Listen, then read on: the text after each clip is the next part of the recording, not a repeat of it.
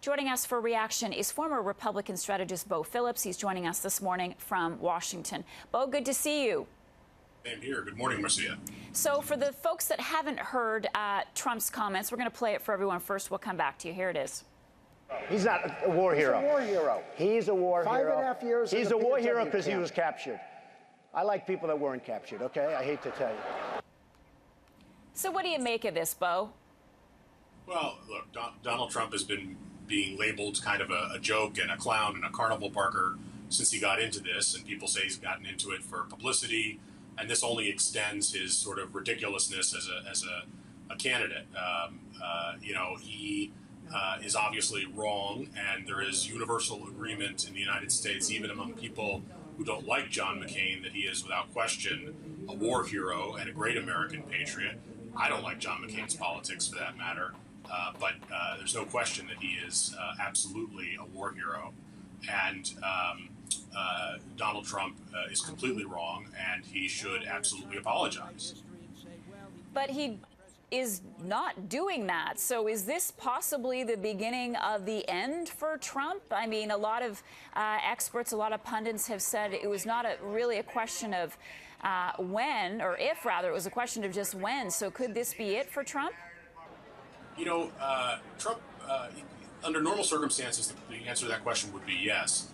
Trump is not playing by normal rules. He has the money to self-fund his campaign, and he seems to want to self-fund his campaign. He has no campaign apparatus. Other candidates have handlers and managers and people around them. He doesn't seem to have any of that or want or need any of that. So he can keep this going as long as he wants. And unlike other candidates, he has, near 100% name recognition. He doesn't seem to be in this for any of the other reasons. So no, he can keep going as long as he wants. He certainly seems buoyed by the fact that he's doing well in the polls. He's not necessarily doing well in the polls because people like what he has to say. He's doing well in the polls because people know who he is. He's on TV, he's a star, he's a celebrity, he's famous. People know his name. People don't know who Mike Huckabee is. He was governor of an obscure state. People don't know who Dr. Ben Carson is. He was a neurosurgeon at Johns Hopkins University. No one knows who these people are yet who are running. So it's very early. I don't think people have to worry that Donald Trump is going to be the nominee of the Republican Party. Is this a sideshow? Yes. Is it embarrassing? Yes. Is it harmful to the Republican Party? A little bit. But it's so long to the election. This isn't going to drag on for 6 or 12 months. It'll drag on for a few months, and then it'll go away. It's a sideshow, but it's not going to continue forever. But is he a bit of a nightmare for the Republicans if he decides to run as an independent and then take some voters away from the party? Sure, and that's certainly a possibility. Everybody's been saying that's the nightmare scenario. But remember, he's running as a Republican now because he's pretending to be a Republican.